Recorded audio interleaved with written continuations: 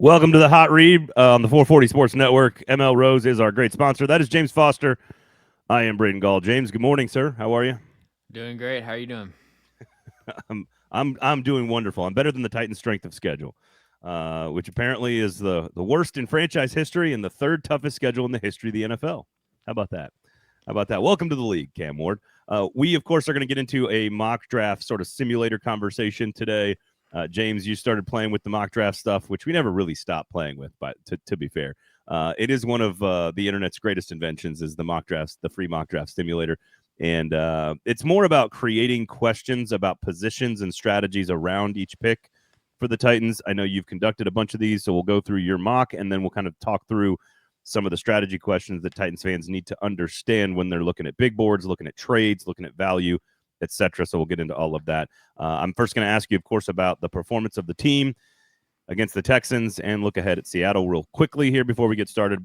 Everybody, this whole thing brought to you by ML Rose, 7 great locations. You guys know the deal. Wing Wars on Saturdays, SEC football. You got great drink specials on Sundays for Titans games. You got the brunch menu for the kids and for the adults. It's fantastic on Saturdays and Sundays. 2-for-1s. Drink specials on Thursday nights. You got trivia night, all kinds of great stuff. And they'll be opening their 8th location soon in Murfreesboro if it's not already open when you hear this. And, of course, Mashville, the podcast starts with an M, Mashville. It is the history of craft beer in this city, but it's less about barley and hops, James, which are delicious things and 2 of my favorite things when put together, but also about the city changing, its growth. It's about the flood. It's about global crises. It's about tax laws and ABV laws and lobbying the government and neighborhood changing and development. So it's about a lot of different things. 7-part series. It's not even probably 2 hours total. They're all very short, digestible episodes. So go very crushable, as they say, James. So go check that out. I know you're a fan of the a tall, cool, frosty one from time to time. Occasionally. Man of many words, James Foster, everybody. All right. Titans and Texans.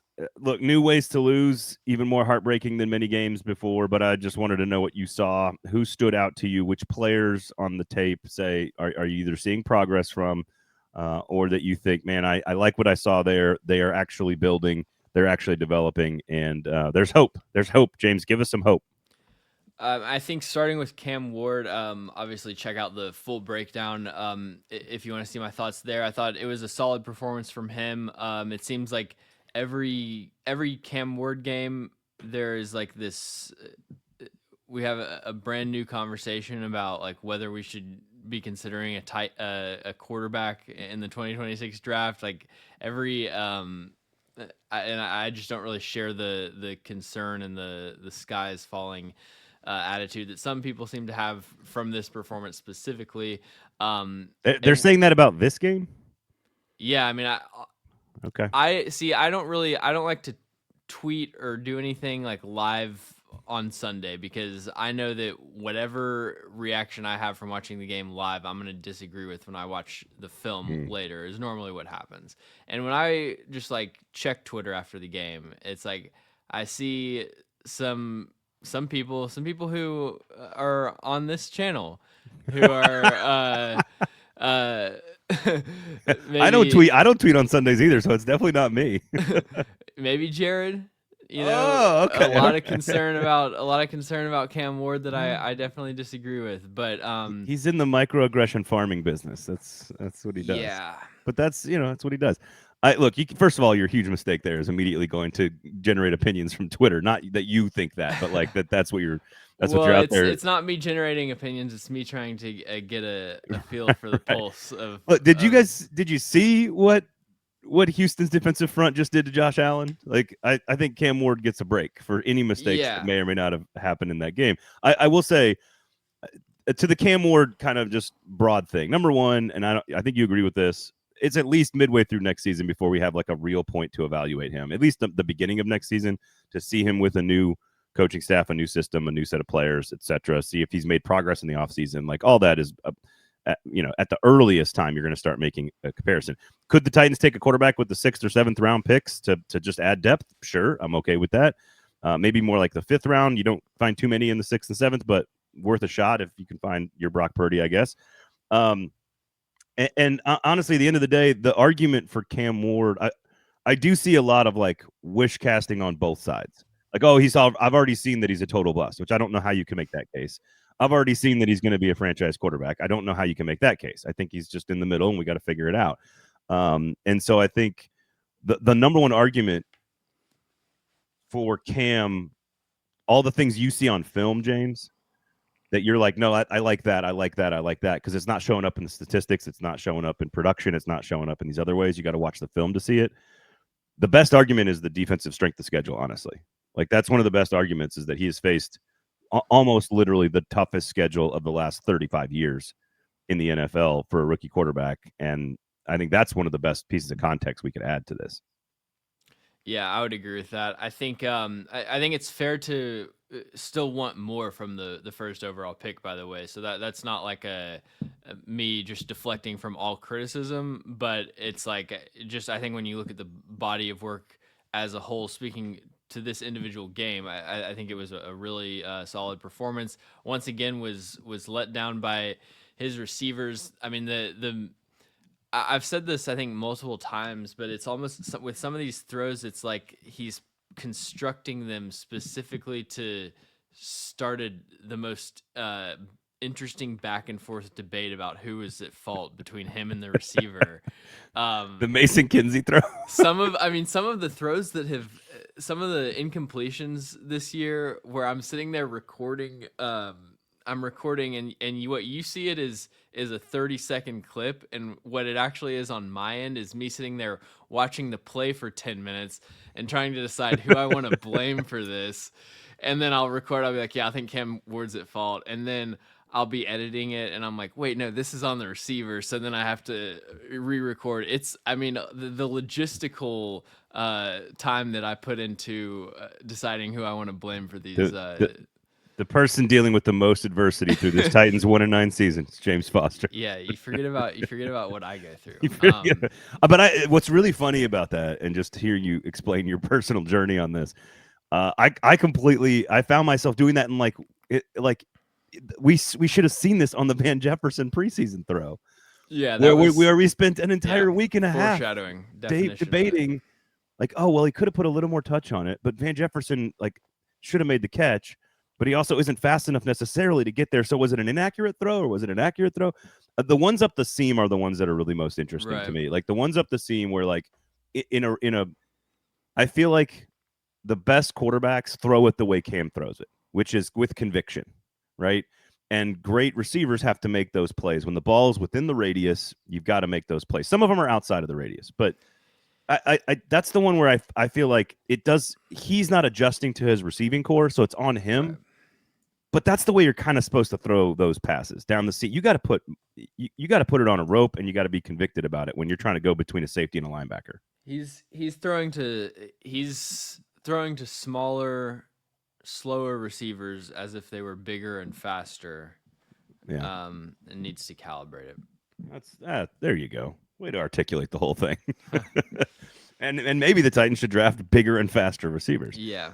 Anything in this? So you didn't mention we kind of got off on the Cam there, but what about the rest of the team? Anybody else stand out to you?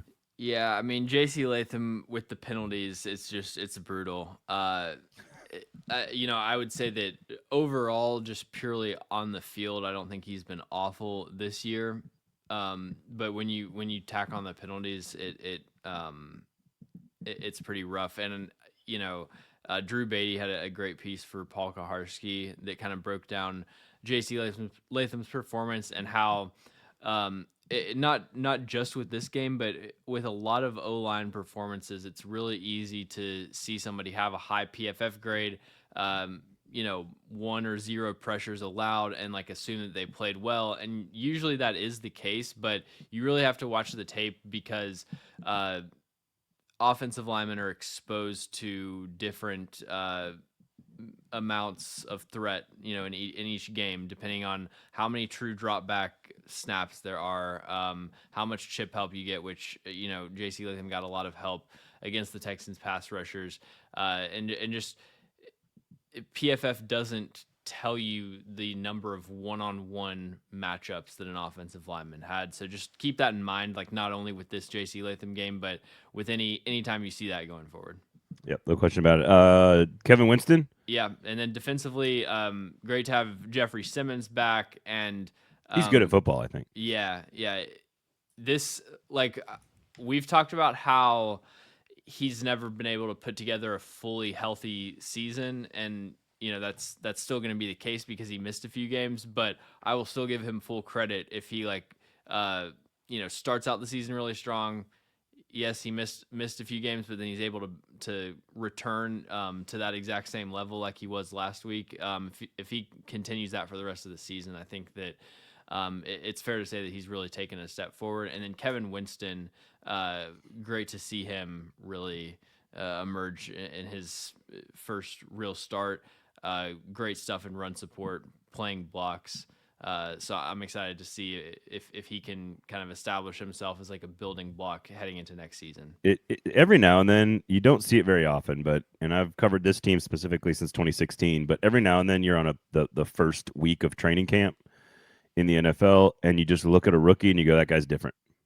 Mm-hmm. And that was like the very first second I saw him on the practice field with the Titans, I said, that guy's different. And so I'm kind of okay with them taking their time with him, right? Making sure he knows what's going, because like I don't think he has like a gear that I think he just stays in top gear the whole time. Mm-hmm. And so I think you probably do have to protect himself from himself a little bit with the knee injury.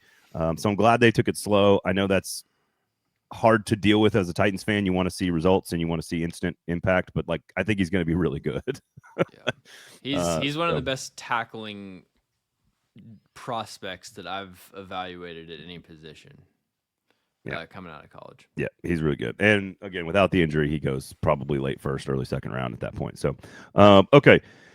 Seahawks matchup. Anything you want to point out that you think is of note? Any matchup that you think is going to be telling that can put some good tape down? Like this is really good Seahawks team. So there's a matchup that's pretty telling, and it's JSN versus the Titans corners, and I can tell you what's going to happen right now. So. I'm talking about one where we can maybe learn something about the Titans, maybe going forward. So I think that honestly there might be a similar level mismatch with Jeffrey Simmons and mismatches on the Seahawks interior O-line. Yeah. It's why I thought they'd be a candidate for Zeitler, honestly. So yeah, and I mean I think that Anthony Bradford has been one of the easiest one-on-one matchups in pass pro for the last 3 years, like of any NFL guard. So it's going to be like clear everybody out to one side, get the protection to slide away. Let's try to have Anthony Bradford looking like Simba with the wildebeest. With Jeffrey Simmons, that's got to be the defensive game plan. So wow, yeah, that's what I would be looking for. Just flying up. All right. Yeah. Well, it's not a particularly interesting matchup. The game itself, like I don't know. I really like watching Seattle schematically on both sides of the ball. They're a really interesting team to watch. But I don't know if the Titans might be the least interesting team to watch from a scheme standpoint. So. We'll see the offensive. We'll see the offensive line. The Titans run the most 11 personnel in the NFL this year, like by a huge margin. And that is when they're at their best, when they run the ball. Yeah, they run the ball best out of 11, and they pass the ball better out of 12. Tennessee Titans 2025. Everybody. Okay. All right. Let's get into this. You want to do this mock? We want to go through this mock here. So first and foremost, we all agree. I don't think we need to debate the merits of trading back from one, correct? Right. They need an extra pick somewhere between 20 and 40. They've got to get an extra pick this year, if not two. So the thing that I will say is that I did 2 mock drafts. Both of them I traded down, and I think that's the most realistic scenario as long as the Titans are picking at 1, because I think that there's a really good chance you're at least going to have one, franchise quarterback in terms of how they're graded that'll be available. And so I think you're gonna have a lot of teams that need a franchise quarterback, so you'll be able to drive up the value of that and hopefully get a bidding war going on. If you're not picking at one, then it becomes a lot more complicated because there's a severe lack of blue chip players in this class. Dante Moore, I think that he's playing like a top 5 pick, but there's still a chance that he goes back to school. Ty Simpson, I have some growing concerns with. He can still return. There's a realistic outcome where it's Fernando Mendoza and then nothing else in terms of quarterbacks. Why'd you come And off Why are you coming off Simpson? well, I think the accuracy has really declined over the last 2 to 3 weeks, especially this past game against Oklahoma. He was missing passes by a magnitude that he was not earlier in the season. That's a really good defensive front for what it's worth.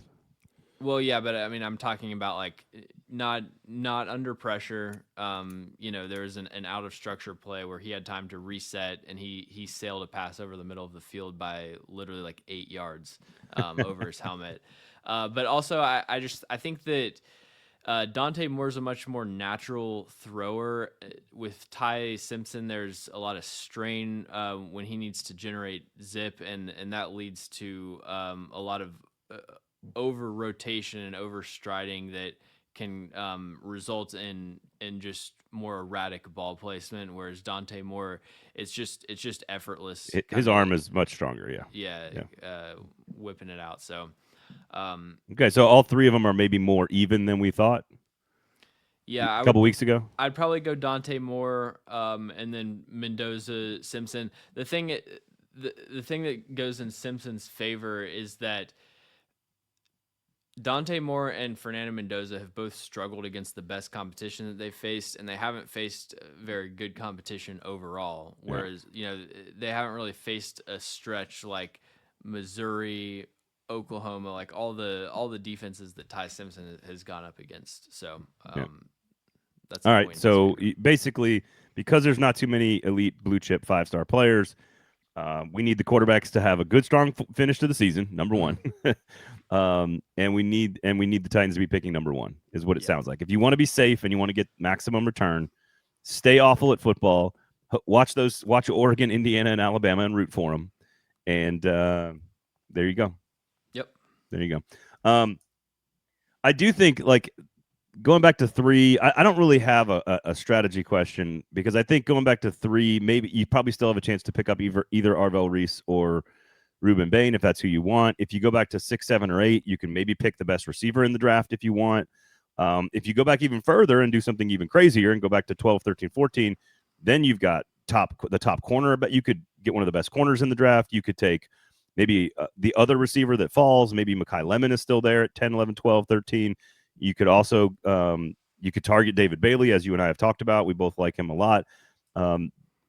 I think going to like 6 or 7 and adding like pick 25, I'm just making up numbers here, but I feel like that's the sweet spot, is to have like 6, 25, and 33. Yeah, the 20s is where I really like corner. I like Keith Abney, the corner out of Arizona State. He's, I think, pretty much between declaring or transferring to Texas. And then Avion Terrell out of Clemson is another guy that's played very well despite Clemson falling off this year. The thing I noticed, and we can take a look at I'll share the screen here, and we'll take a look at your sort of big board while we're doing this. And I think what's interesting about the depth is corner and receiver in the first round, because going to pick 33, I want to know where the line is. Like, what are the who are the receivers that are above the fold? I'm not talking about the top 3, which appear to be Jordan Tyson, Arizona State, Carnell Tate, Ohio State, and Mekhi Lemon of USC. There's this next tier. Chris Bell at Louisville, I think it would be in that group. Denzel Boston, would he be in that group? Who are the names that are still on that top tier for you? Casey Concepcion out of A&M. Yeah. Is that where the line is, that you then think there's a drop off, or who do you still think is okay to take at 33? Yeah, I mean, at 33, I think any of the guys in my top 6 would be great picks. Obviously Tate, Tyson, Lemon are not going to be available. I think Conception being available at 33 is a pipe dream. Chris I agree. Bell is an interesting player. There's going to be split opinions on Chris Bell. I really like him. I think he's got rare acceleration, rare top speed. He is the guy that you want, like, 3rd and 5 drag route. You get man coverage, just have him run away from the defense, basically. And that's what happens on the Miami tape, for example. But he is very smooth, very flexible when it comes to decelerating, getting in and out of breaks, and so I think that's an underrated aspect of his game. So yeah, I think any of those top 6 would be great options at 33. If you're once you get outside of that range, you're looking at more specialty kind of skill sets, and I think the Titans are in a position where they don't need to. There's no specific wide receiver position they need to be taking off the board. Like, I think if they have a slot with a really high grade, they can go after him. If they want a ZX, like, I don't think Manor has Yeah, nobody has anything should locked down. preclude you from Yeah. drafting someone this So year. you have, if you can see it on the screen, you've got Chris Brazzell, Tennessee, Jeremy Bernard, Alabama, Jacoby Lane, USC. Those are the next 3. Yeah. I might have Bernard one out of that group. In my personal opinion, he's a little bit more of a gadget guy. He actually reminds me of like a poor man's Calvin Ridley, to be honest, to some degree. Lane and Brazzell's the big tall guy. He's going to be outside. Shows he's not an elite speedster. If the top 6 are gone and they go, let's say they go edge corner. Let's say they take Reuben Bain and Terrell or Abney, let's say, with like the 28th pick, hypothetically, right? Mm-hmm. They're going to come back and get a receiver at 33. Are you okay with Brazzell, Bernard, and Lane there at 33, or is that the point where you go, man, we're going to take them, we're going to come back and get a receiver at 60? Maybe it's one of the Indiana kids, Surratt or Cooper. I know you like Brendan Thompson as well, or are they still of value at that spot, or you're like, no, I'm good, I'm waiting?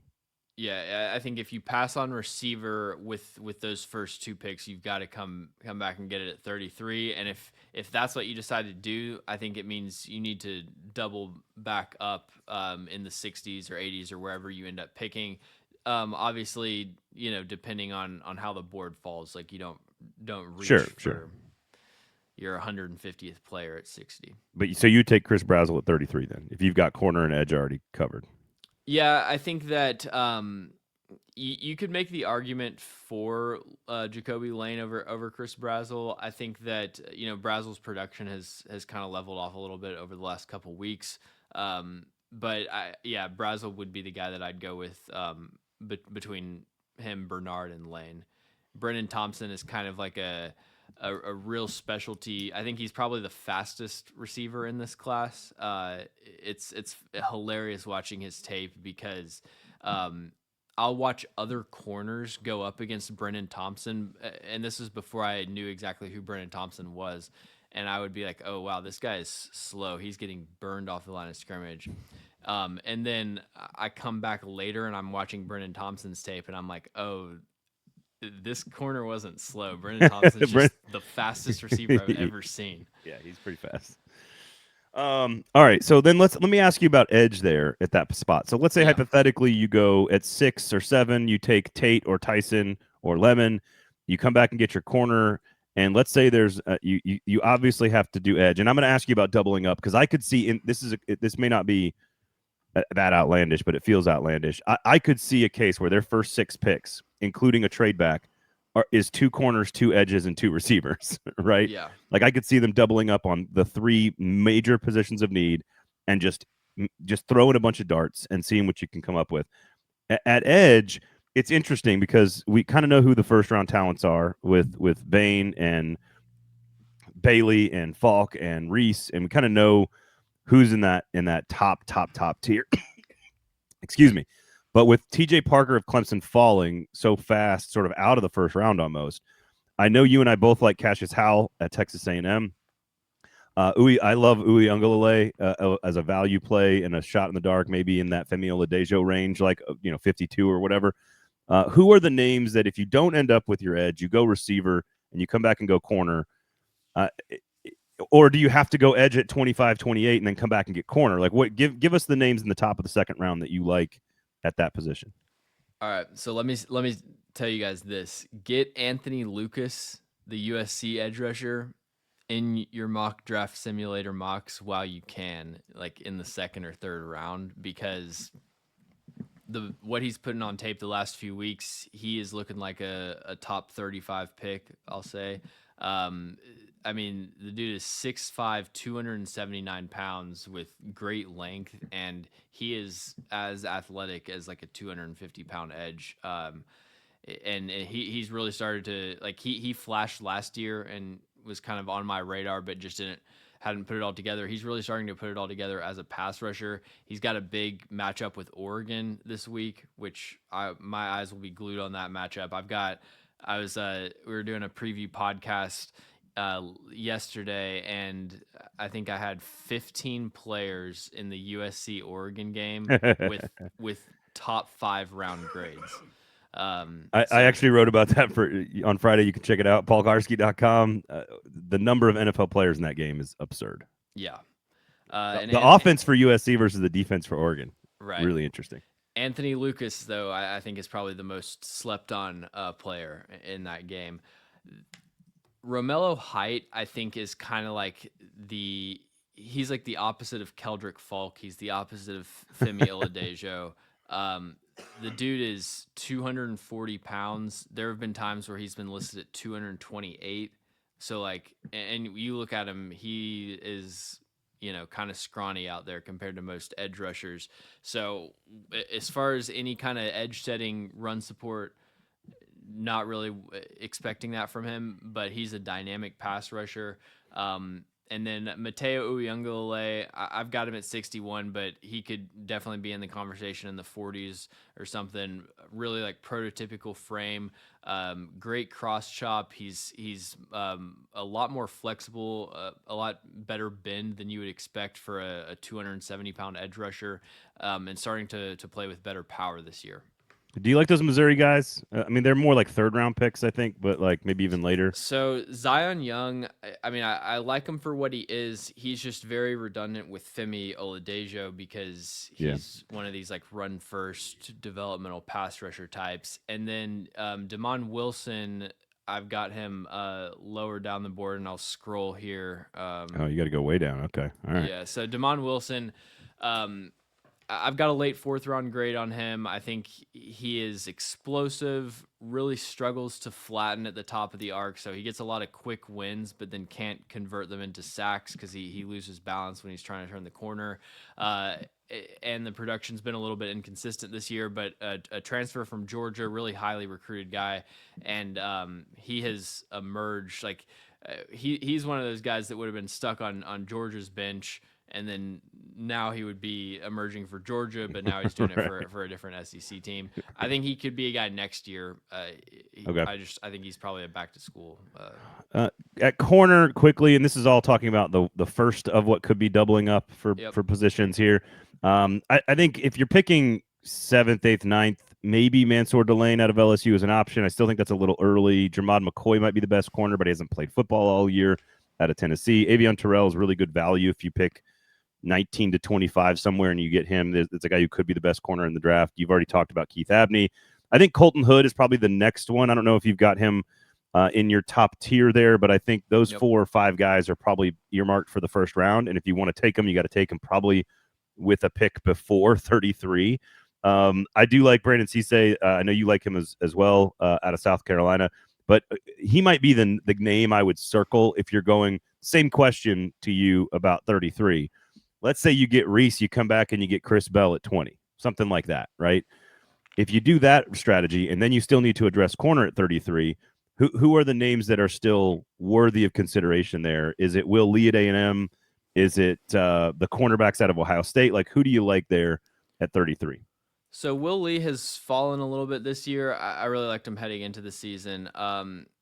Avion Terrell, like we've talked about, I've got him 26 on my board. I like Kelly Jones out of Mississippi State. He's 6'3", 195. You can see the speed scores here. These are based on player tracking, and he is by far the highest. Keith Abney out of Arizona State, he has put out really good tape the last couple weeks, especially. He was one of my favorites over summer scouting, and he has continued to level up his game. And then you mentioned Colton Hood out of Tennessee. Brandon Sisse out of South Carolina is the other guy I'd mention. Although he got injured in the Texas A&M matchup, Yeah. so we'll see what that ends up being. What about the next? So let's go down to that second level of the double up, and we'll start with corner because we've got them here. D'Angelo Pons, Indiana, Chandler Rivers at Duke have gotten some have played really good football this year. You got AJ Harris out of Penn State. You've talked about the another corner out of Cal. You've talked about so I think you talked about McKinley right at Colorado on the show. What is there? Which how about this? Which of the three positions do you need to come back to the soonest? Where is there? Where does it get thinnest quickest? I'm assuming it's edge. So are you, as far as doubling up, or Yeah, if let's you say you're coming back at 60 and you're doubling up on a position. so I mean doubling up at edge you can do, but it's kind of like it's a position where a lot of the guys with NFL traits just go off the board in the top 50 regardless. So it might not be the best use of resources. Well, let me. Whereas, Sorry. How about this then? What if you get Reese at 3 and you come back and you get Lucas at 33? Do you hate that idea? so yeah, I mean, I think I did that in one of the mocks that I was testing out, but um, I think that two top 33 picks at edge might not be where I would go if you wanted to go like Reese and then a top, maybe an edge rusher at 50 or something like that. But as far as the top of day 3 picks, that's where I like going with receiver, which I mean we've seen with this past draft class can work out. Maybe going with a tight end to complement Gunnar Helm, who's another player I should have highlighted in the talking about the Titans game. He's just steadily continued to prove himself. And then corner early day 3, I'm confident that you can find starting caliber players there as well. So the double up, in your opinion, isn't really. It's not the focus at 61. It's more the focus in the fourth and fifth round. So, all right. Well, okay. Well, let's change strategies here and go to the 60 picks, or if they add an extra pick that's 79, let's say, let's say you get an extra early third or a late second in that range, move down. What is the right strategy there? Where is the draft strongest in your opinion? So I think that this is a really strong. The deepest part of this class is nose tackle, which unless Tavondre Sweat gets moved, I don't think they're going to be going after. One of the things that's hard to really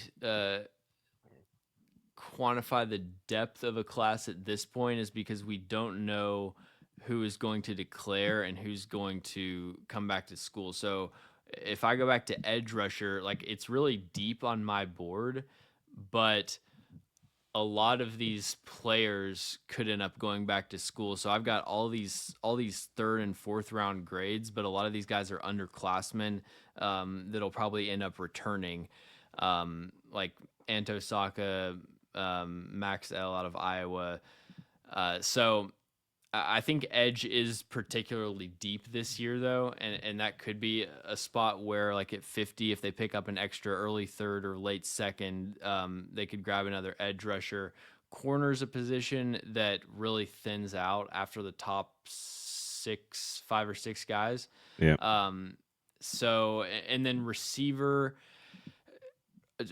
I'll be honest, I'm not confident saying whether it's deep or not this year, because that's always a position where players continue to emerge just as I scout people. Like I remember I found Kyle Williams pretty late in the process last year. There's always some Senior Bowl invites that end up being good mid-round guys. So yeah.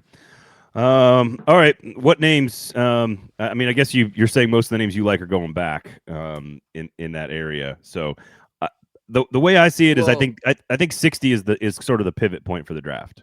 Is what it feels like. They could go. It's not necessarily most of the names. It's just like a bulk. It's like just assume 40% of them are going back. Like Kenyatta Jackson Jr. has flashed. I like the idea of Kenyatta Jackson Jr., but he's an underclassman.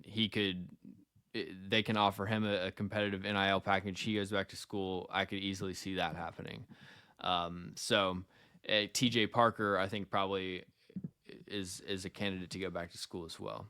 Okay. TJ Parker, man, talk about a weird draft evaluation process. Number one edge rusher in the class coming into the season, and may not come out. he's got Well, he's got to put better tape on. He's had a some of us had Ruben Bain as the number one edge. no, I know. I'm just I know. saying, I'm the kidding. consensus stuff. And then he was he's had a good couple of games. I think he's had 3 sacks in the last 2 Yeah. games. The defense has played very well against Florida State and against Louisville. 2 decent teams, and they have wins over them. So all those players like Blake Fisher, the tackle, Antonio Williams, the receiver for Clemson, they've all Peter Woods, even they've all their stock has gone down, with the Yeah. exception of Avion Terrell. Cade Klubnik's stock has plummeted. All of it's gone down. So hopefully they've got a couple of games here. Although Furman in South Carolina, I'm not sure if that's going to put a lot of good stuff on tape, but we'll see. Doesn't it feel like 61 or in that range is sort of where this draft changes direction, maybe unintentionally? Maybe it's a really great interior offensive lineman that falls to them, the kid out of Penn State, the kid out of Oregon. If somebody really good falls to you at this spot, a linebacker, a position that you weren't necessarily planning on taking, safety, although Winston and Hooker look like safety is not as concerning. It feels like this is the one where you're going, I'm not sure which direction the draft goes. Maybe an elite running back falls to you here. It's all early for all those spots. But it feels like this is where the draft could like pivot. It feels like. I don't see an elite running back falling because I see one elite running back in Jeremiah Love. So I think there are potentially like Jadarian Price out of Notre Dame, Emmett Johnson out of Nebraska. There are some interesting running backs, but I don't think elite. Guard on day 2 could definitely be a realistic option. I would be more interested in taking like a developmental tackle, like maybe Isaiah World, and then if you felt good about him, then you could move J.C. Latham inside to guard. Then taking like Vega Iowane, and then you look up and you've got 3 guards, 3 guards in your starting 5 basically. Okay. All right. Let's see what running back, cornerback, second corner, second receiver, linebacker. A lot of those second tight end. A lot of those positions are where this team maybe should be focused in the later rounds. How do you prioritize the positions? And let's say the extra 5th round pick, the last 3 to 4 picks, whatever it may look like. What positions are you prioritizing? Well, I mean, definitely just a best player available approach, but I would be looking for some speed at running back for sure.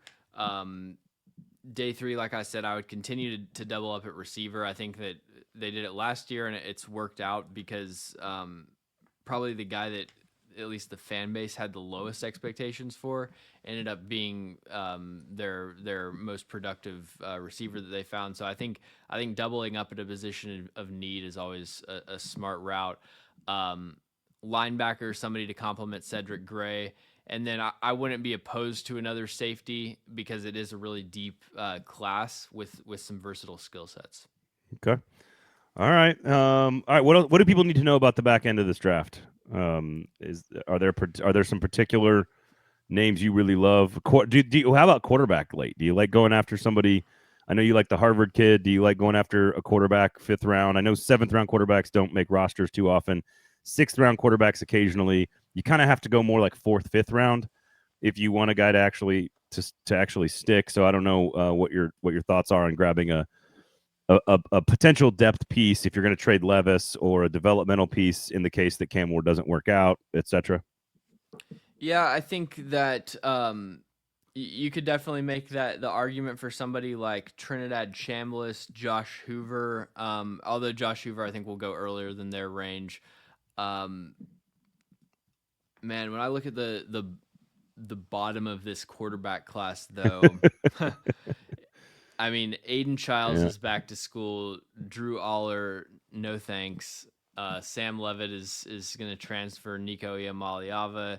A lot of these guys I have day 3 grades on as almost just placeholders for when I'm going to delete them when they announce they're going back to school. But yeah, I think that obviously if they've got a top 100 grade on somebody and they fall, then run that card in. But I don't know that backup quarterback is it's hard for me to get too passionate about that at this point. All right. All right. What else do people need to know about your mock draft? Do you want to give everybody your favorite one? I know you've done. I've done like 7 of them, so I'm sure you've done a bunch of them. Do you want to put your current favorite mock draft up on the screen here for everybody? Yeah, let me do that.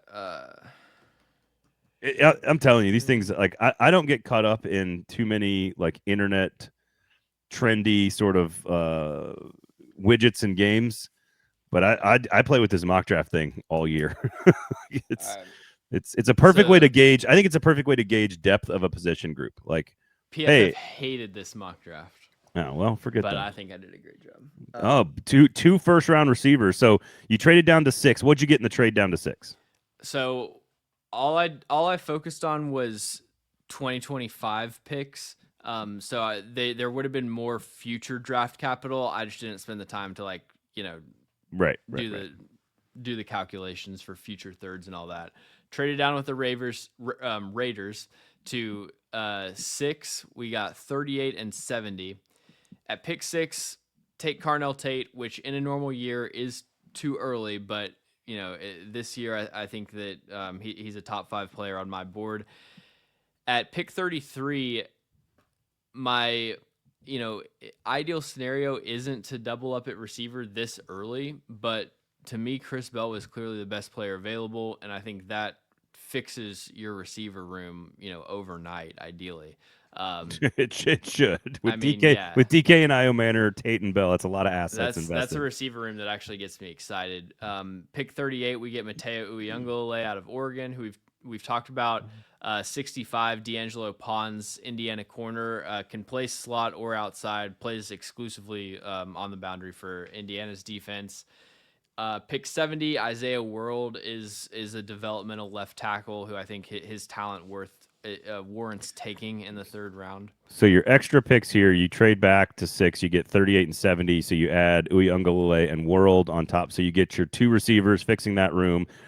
It's probably too much to ask Uyunglele to fix the edge rushing room at 38 overall. But I think the idea is if you pair him with Femi, you should be in at least somewhat decent shape to maybe go find a number 1 edge in the next couple of drafts. Right. And what I wouldn't hate doing is at pick 70, instead of going Isaiah World, taking a second edge rusher as well. That's an Anthony Lucas area right there for right now in mocks. The mock draft simulators based off of PFF's board, so you're kind of just it's not always super realistic. But then 101, staying in the Big Ten, which I didn't mean to only take Big Ten players here, but we're going Justice Haynes, Michigan running back, speed to that running back room. 6th round, Jalen Husky is a Maryland safety that I really like.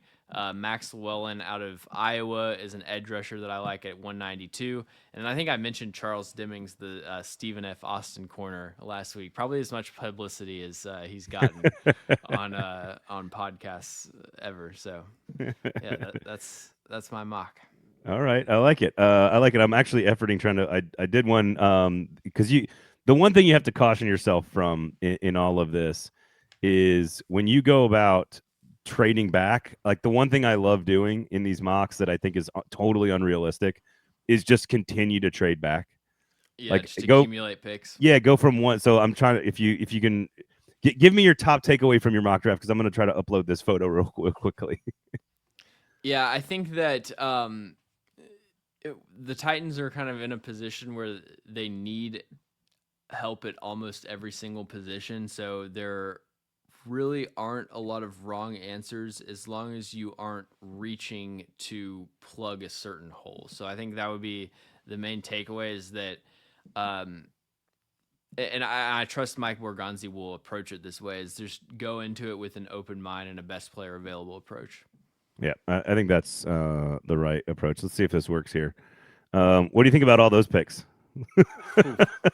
So I traded down, I think, to 4 with New Orleans, and then traded down to 16. I ended up adding pick 35, 45, 49, 70, and 80. I got David Bailey, Chris Brazzell, Jacoby Lane doubling up there at receiver. I got the center. Tell me the center's name out of Oregon. Iapani Lololu. I don't know how to pronounce the last name. I love that player. Cassius Howell, Brandon Sisse, which I know you like, Justice Haynes, Anthony Lucas, Chandler Rivers, So in the top 100, I've got 2 corners, 2 edges, 2 receivers, a center, a running back. Came back and got more depth pieces that were at that point almost just like, I'll just take this guy because I like him. Because once you have that many picks, it's kind of ridiculous. I didn't end up with any of the linebackers actually in that draft class, but that's the fun of it though. When you go back and you just sort of like, you just end up stockpiling the amount of picks you want. It can be a lot of fun. It can be a lot of fun, but I don't know how realistic that is. I would love to see the Titans trade back twice. I think that would be incredible. Go back to like 6 or go to 4, like I said, and then go back to like 12 or 13 or 14. You could end up with like 2 firsts next year, 3 firsts this year, an extra second. Like you could end up with a lot of capital, man. And I do think they need to do that. I think, like, how many picks in the 20s and 30s? Like, if you can give me 3 picks in the 20s and 30s or 4, I'm giving up a top 10 pick in seconds. I need more talent on the team around Cam Ward if you want to give him the best chance. And as much 2027 capital as possible. Yeah, I know. You're big on the quality of that draft class for sure, right? So, all right. Anything else you want to add? ML Rose, of course, please. Our great sponsor. Check out their drink specials, their beer menu. Their burgers are fantastic. The best ranch dipping sauce in the city. They got a wing special on Saturdays. And now they're like a production company working with me to put out this beer podcast, Mashville with an M. Check that out. No Flags Film on Twitter. You can get to James there. YouTube page is James Foster. There you go. And check out his Cam Ward breakdown, the video, of course, Titans film study every single week right here on the 440 Sports YouTube page.